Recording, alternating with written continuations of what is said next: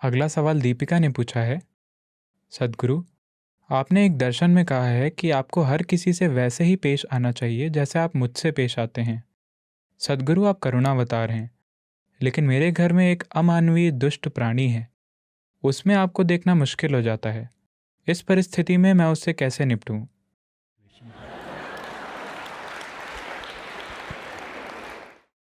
शादी के कितने सालों में यह विकास होता है, या ये एक पतन है? मुझे यकीन है कि एक समय में वो एक शानदार, रोमांटिक, बढ़िया आदमी थे। मैं नहीं जानता कि शादी के कितने सालों में वो एक दुष्ट जीव बन जाते हैं। और आपकी कितनी भूमिका है एक दुष्ट जीव के निर्माण में?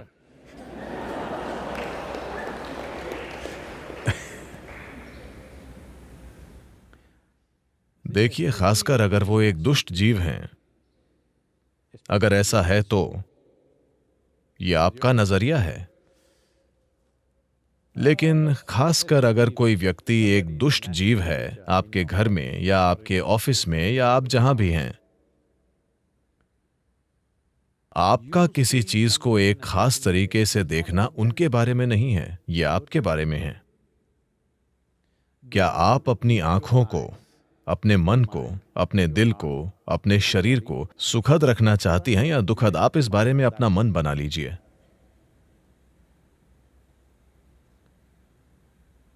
अब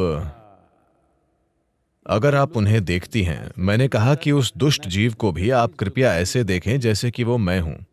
मैं आपसे ये नहीं कह रहा हूं कि आपको उसकी शिक्षाओं को सुनना है या उससे नए अभ्यास सीखने हैं। नहीं, मैं कह रहा हूं कि अगर आपने मुझे देखा है आदर, भक्ति, प्रेम, स्नेह के भाव के साथ, जो भी आपकी भावना है, अगर आपके पास वो है तो कृपया हर चीज को उसी से देखिए। क्योंकि मैं बस ये कह रहा हूं कि आपके पास एक शरीर है, आपके पास एक मन है, आपके पास भावना है, ऊर्जा है। हम अभी आपकी भावनाओं के बारे में बात कर रहे हैं। अगर आप भावनाओं की मधुरता के एक खास स्तर तक पहुंचते हैं अपने जीवन के किसी पल में, या तो अपने प्यार के कारण या भक्ति या करुणा या किसी भी वजह से आप मधुरता के एक खास स्तर तक पहुंचते हैं, यह आपके जीवन में एक ऊंचा मुकाम है। अब आपको उससे वापस नहीं आना चाहिए, आपको ये देखना चाहिए कि उससे आगे कैसे जाएं। मैं कह रहा हूं कि जो भी आपकी सबसे ऊंची या सबसे मधुर या सबसे शानदार भावना थी, उसे आधार रेखा बना दीजिए। आप वहां से वापस क्यों आ रहे हैं? अगर आपने वैसी भावना का अनुभव नहीं किया होता, तब मैं आपसे क्या कहता? आपने अपने जीवन में कौन सी सबसे मधुर भावना महसूस की है? मेरा बच्चा। ठीक है, हर किसी को अपने बच्चे की तरह देखिए। हमने आपको ये एक समय पर कहा था, फिर मैंने देखा आप यहां बैठे आनंद और प्रेम के आंसू अपनी आंखों से बह रहे थे। फिर मैंने कहा हर किसी को उसी तरह देखिए जैसे आप अभी मुझे देख रहे हैं, क्योंकि ये आपकी आंखों को, आपके मन को, आपके दिल को, आपके शरीर को और आपके जीव को मधुर और शानदार बना देगा। ये उनके बारे में नहीं है, खासकर अगर वो मुश्किल दे रहे हैं। फिर आपको अच्छी ट्रेनिंग मिल रही है। अगर आप नर्क जाते हैं तो भी आप अच्छे से रहेंगे। हाँ, क्योंकि किसी ने आपको गारंटी नहीं दी है। क्या मैंने आपसे कभी कहा है कि मैं आपको स्वर्ग का टिकट दिला दूंगा? मैं आपको लगातार धमकाता रहा हूं कि चीजें यही होंगी। तो आपको समझना होगा कि यह आपके रूपांतरण के बारे में है। आपके साथ समस्या यह है कि चूंकि आपने वो क्या है, वैसे भी मैं कोई नाम नहीं लेना चाहता। आपने वो सारी रोमांटिक किताबें पढ़ी जब आप एक टीनेजर थे और फिर आपने हर तरह की चीजों की कल्पनाएं कर लीं। सबसे पहले तो आप खुद के साथ ईमानदार नहीं हैं। आपके हार्मोन असर दिखा रहे हैं। अचानक आप किसी को देखते हैं, वाह, मुझे यकीन नहीं होता वो इतनी सुंदर है, वो कितनी जबरदस्त है, वो कितना हैंडसम है, वो कितना अच्छा है, हर चीज जो वो करता है। आप खुद को बकवास से भर रहे हैं।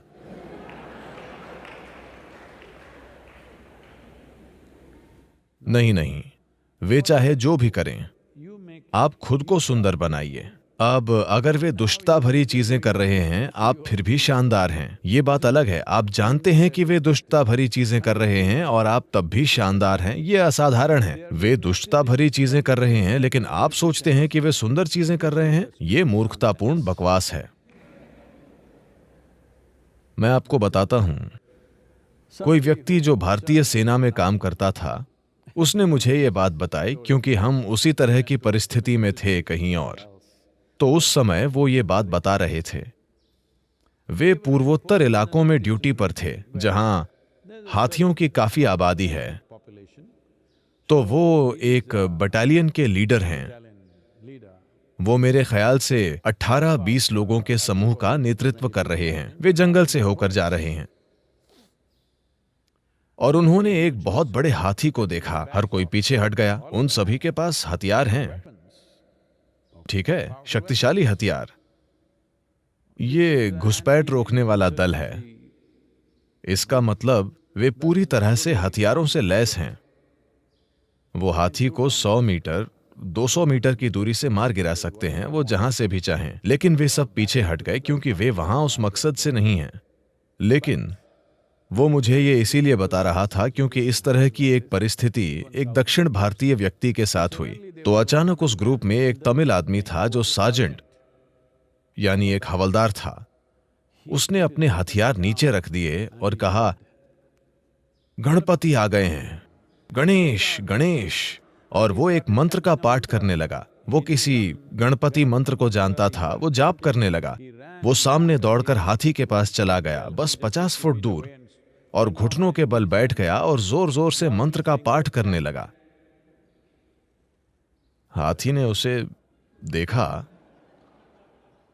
ये कौन बेवकूफ है जो उसे हर तरह के नामों से पुकार रहा है जो उसे अच्छे नहीं लगते। और ये लोग देख रहे हैं किस तरह का चमत्कार हो रहा है। हाथी बस वहां खड़ा है और ये आदमी अपने घुटनों के बल बैठा मंत्र का पाठ कर रहा है। हाथी बहुत तेजी से आगे बढ़ा और 2 सेकंड के भीतर या शायद 5 सेकंड में वो उस आदमी के ऊपर था। उसने उसे कुचल दिया, पीछे घुमा और चला गया। ये लोग भौचक्के रह गए और वे उसे बस कुचले जाते देखते रह गए।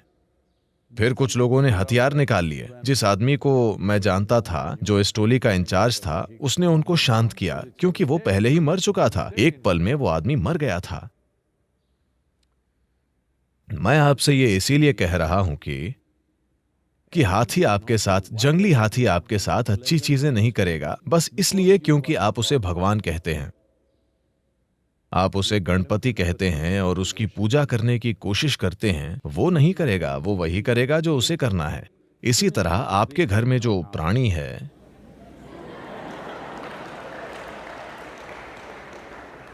वो वही करेगा जो उसे करना है, जो भी उसका गुण है। मैं सिर्फ आपके बारे में बात कर रहा हूं। आप हमेशा जीवन को एक रिश्ते के रूप में सोचते रहे हैं। नहीं नहीं, मैं चाहता हूं कि आप समझें, आपके पैदा होने से पहले या जब आप पैदा हो रहे थे तब भी आपका अपनी मां के साथ भी कोई रिश्ता नहीं था।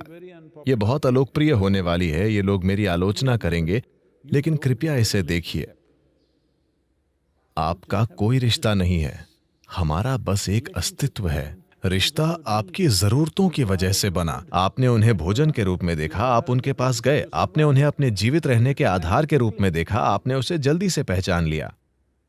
जिस पल बच्चा पैदा होता है, उसे किसी दूसरे पुरुष या किसी और महिला को सौंप दें और उन्हें बच्चे की सभी जरूरतों का ध्यान रखने दें, बच्चा तुरंत उनके पास चला जाएगा।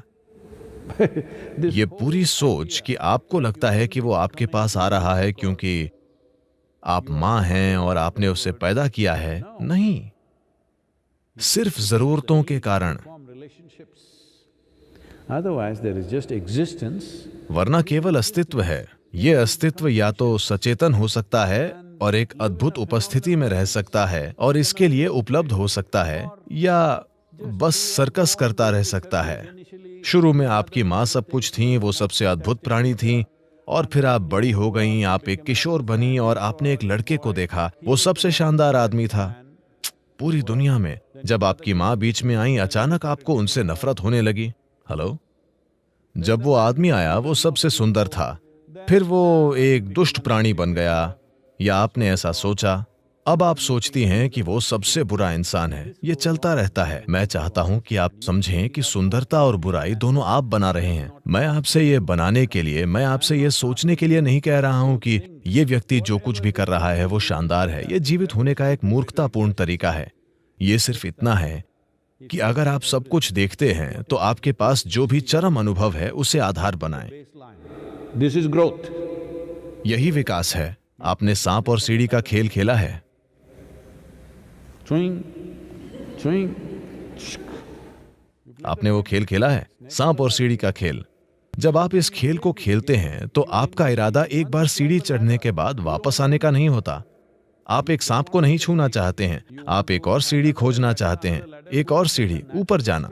ये जीवन की एक सहज अभिव्यक्ति है। तो एक बार जब आप अपने भीतर मिठास का एक निश्चित स्तर जान लेते हैं तो इसे नीचे मत लाइए। यही आधार होना चाहिए। अगला स्तर बेहतर और बेहतर होना चाहिए। इसीलिए जब मैंने कहा अभी आप यहां पर परमानंद के आंसुओं और मेरे साथ ऐसे प्यार से बैठे हैं, Then I said, let this be the basis. फिर मैंने कहा ये आधार होना चाहिए, इससे नीचे मत जाइए। हर चीज को इस रूप में देखें, कम से कम इतना तो होने दें। अगर ये लगातार हो रहा है, बार बार हो रहा है, तो निश्चित रूप से आप एक और सीढ़ी ले लेंगे। बस थोड़ा सा समय लगेगा।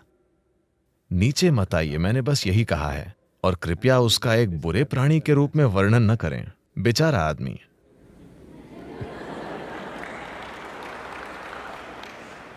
This happened. ये हुआ। मुझे लगता है कि मैं आपको बता चुका हूं। हो सकता है कि इन दिनों में से पहले मैं आपको बता चुका हूं, मुझे याद नहीं है, लेकिन मुझे इसे फिर से बताना चाहिए। शंकरन पिल्लई ने सोचा कि उसकी पत्नी का चक्कर चल रहा है। उसने एक जासूस को काम पर रखा। मैं इसे जल्दी जल्दी कह रहा हूं, सिर्फ आपको याद दिलाने के लिए। उसने कहा, मुझे उसके खिलाफ सबूत चाहिए। तो जासूस घर के बाहर इंतजार कर रहा था। उसकी पत्नी घर से बाहर निकली, उसने उसका पीछा किया तो वो एक पार्क के पास गाड़ी पार्क करके अंदर चली गई। एक आदमी बेंच पर बैठा था। जैसे ही उसने इसे देखा, वो दौड़ता हुआ आया। वो दौड़ते हुए गई। वे एक दूसरे से गले मिले, हाथ पकड़े और बेंच पर बैठकर हंसी खुशी बातें करते रहे। उसने पूरा वीडियो लिया और कुछ ही घंटों में वो शंकरन पिल्लई के कार्यालय में आया और कहा, मुझे वो सबूत मिल गए हैं जो आप चाहते थे। सिर्फ एक दिन में मैंने अपना काम किया, मेरे पास इसका सबूत है, ये वीडियो देखिए। शंकरन पिल्लई ने वीडियो देखना शुरू किया और कहा, नहीं, मैं इस पर विश्वास नहीं कर सकता। नहीं नहीं, ये नहीं हो सकता, ये इस पर विश्वास नहीं कर सकता। जासूस बोला, आप किस पर विश्वास नहीं कर सकते? ये एक वीडियो है, ये बनाया हुआ नहीं है, ये वही वीडियो है जिसे मैंने अभी लिया है। उसने कहा, बात वो नहीं है मूर्ख, मैं विश्वास नहीं कर सकता कि वो इतनी मजेदार है।